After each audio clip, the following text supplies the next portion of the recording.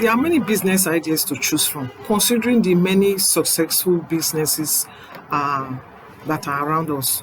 But the decision on the kind of business that you should embark upon as an individual requires careful analysis. So, if you're interested in a business or a particular kind of business and are wondering if the business idea suits you, or you are not decided on the kind of product or service that you want to sell or start a business on, then you should watch this video to the end to get tips that will assist you to make your decision on whether you should go ahead with that business idea that you have or you should tread another path. These tips will shape your decision as to the kind of business that you should embark upon. Okay, so here we go. These are the things that you should know or do before you embark on a business. And before I get down to it, this is Retirees Nigeria, and my name is Dr. Dorothy Essie. The first one is knowing whether you are cut out for entrepreneurship. Are you an entrepreneur by nature? Are you cut out for business? Are you passionate about running your own business or company? Do you have the stamina to keep going even when it is rough? Because without that drive, it may be hard for you to stick through it in hard times, because it will not always be rosy when you are doing business. There are times that it's going to be tough. It's like nothing is working. If you are not cut out for business, you will give up easily. You know that many businesses, as many as over 70%, they fail in their first year of startup. So you shouldn't fall into that category. So you need to know if business is good for your type of personality. Some people would rather be employees, providing their expertise for a monthly salary, and which is also good. If you wish to find out whether you should be running your own business, then you should check out my video where I talked about the entrepreneurial characteristics so that you know whether you have them. But at any rate, let's go back to our businesses. These are tips to enable you pick your business that you want to do. And the first one that I've told you about is, first of all, are you an entrepreneur by nature? You need to know that before you start to pick on any business that you want to do. So let us go with the next tip. The first tip that you need to know about picking your business is to first of all identify your skills. What are your skill sets? Because it's good for you to focus on your skills, your experience and passion when you are deciding on the business that you want to embark upon. So what are your skill sets? Each of us have certain inbuilt abilities or skills and talents that can be harnessed and nurtured to enable us to reach great heights. What are yours exactly? You need to identify them and build your business around any one of them. This will help you to enjoy the challenges that a particular business brings. And all businesses have their challenges. So if you pick one that is around your skill set, then you will discover that when you are doing the business, it's more or less effortless. And the challenges are things that you'll be able to bear. You will love to do it anyway, even if you get no pay. What are those things that you love to do? When nobody's giving you any money, but you still enjoy doing it. What area of life is that? What do you do in the past that you were always appreciated for? What were those things that people always want you to be? Or when the situation comes, you are the one that is called upon to come and handle it, because people have confidence in you that you will handle it well. Can you turn that into a business? What are those things that, actions that or things that you do that people always thank you for? They are grateful that you did it. They appreciate what you did. What are those things? Think about them so that you can turn that into a business. Because there are many people who really want to go into business and they say they don't know what excuse me. They say they don't know what business to go into. But then they have skills. They have some talent. They have some gift. Think about those things and what you can do a business with those talents or the skills that you have. What is that area of your life that you are drawn towards? And you do not seem to care, even if you spend money or a lot of time in that area. It's like something that you enjoy. Look around you. All those services and products that you use, and then you complain about the poor products. Isn't there anyone that you can improve upon and turn it into a business?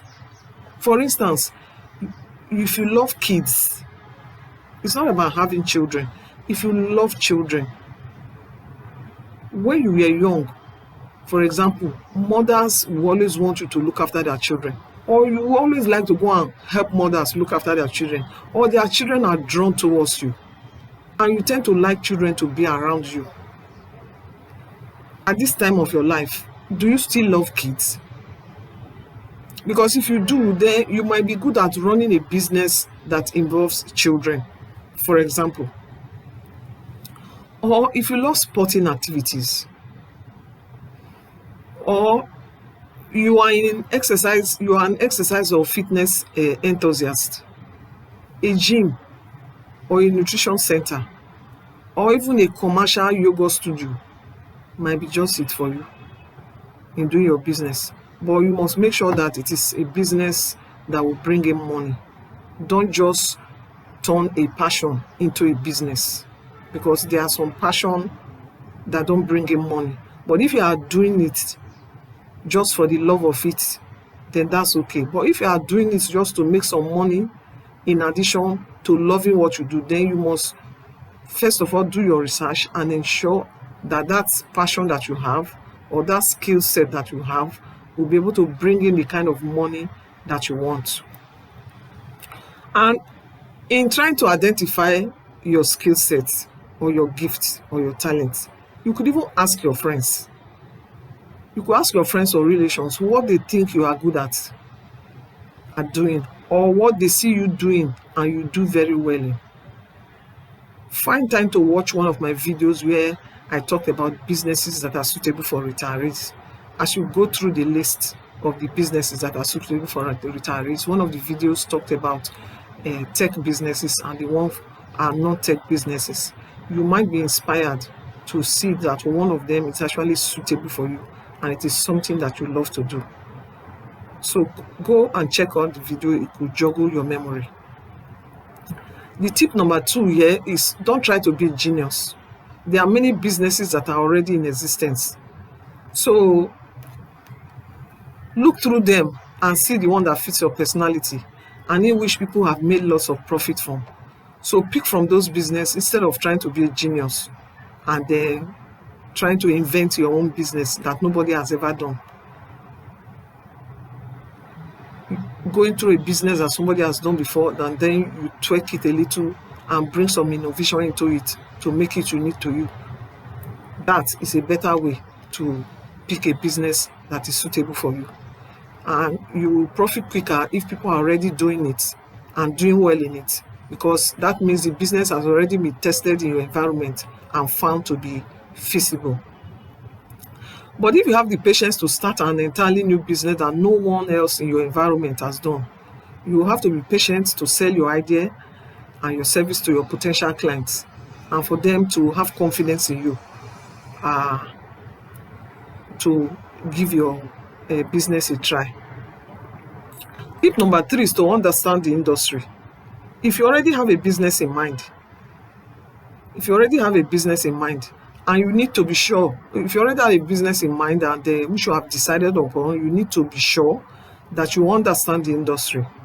For instance, if you wish to go into production of packaged cashew nuts, have you worked in a cashew nut factory before? If not, do you have the know-how of roasted cashew nuts, or do you know where to get your raw materials? Do you know where to get the machine that will roast the cashew nuts, or how do you plan to do it? Or are you going to partner with someone who has the knowledge? If not, where do you intend to acquire the know-how for this business? After production, do you know where to market your finished products? Or do you know where to meet potential clients? Who will buy in bulk from you? Or do you intend to retail your products yourself, and where? If there are people already operating such businesses around you, what is special about your product or service? This takes us to the tip number 4 that I want to mention here, and that is, if someone else is doing it, if someone else is doing that business, can you do it in a better way? Because having identified a business idea that you would love to do based on your talent, do you have any different way to do it that makes it innovative? Or do you identify a market need that is not being met right now? Can you create an improved version of that product or that service? For example, someone identified the need to make shopping easy for busy people and introduce online shopping. It is the innovation of someone who wanted to have an edge over his competitors that brought about the introduction of technology, or the use of the technology or app in taxi business, such that people now have the choice of either going out to stand on the route of taxis in order to catch one to take them to their destination, or to use an app to order for a cab to take them to wherever they wish to go to. And this is done from anywhere. So the cab comes to their doorstep to pick them up. The key to coming up with a business idea for a new product or service is to identify a market. You identify a market need that is not being met or not being met adequately. So that is a gap that you will now fill in your business. Number 5 tip is your business location. Where do you plan to locate your business?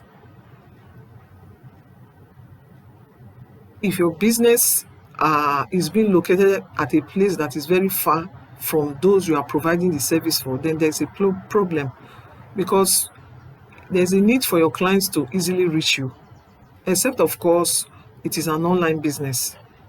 Else, if another business is set up that is close to your clients, then you have lost patronage of that client. Yes, you have, except your product is very exceptional that they cannot afford to miss. Think about this. Suppose you have a very good mechanic for your car whose workshop is about 10 kilometers away from you, and then an equally good mechanic operates a workshop near you. Would you not switch to the new mechanic that is near you, if for nothing else, for convenience sake? But if there's a special service that your regular mechanic offers, like if he offers home service, then you would of course stick with him. Tip number 6, remember to start small. Taking small steps are necessary because it is good for a startup.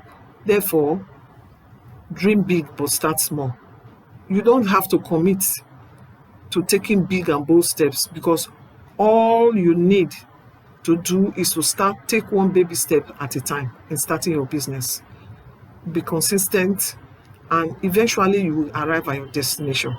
So know that what it will cost to start, or whether you can know what it will cost to start your business, and then whether you can foot the bill of that startup.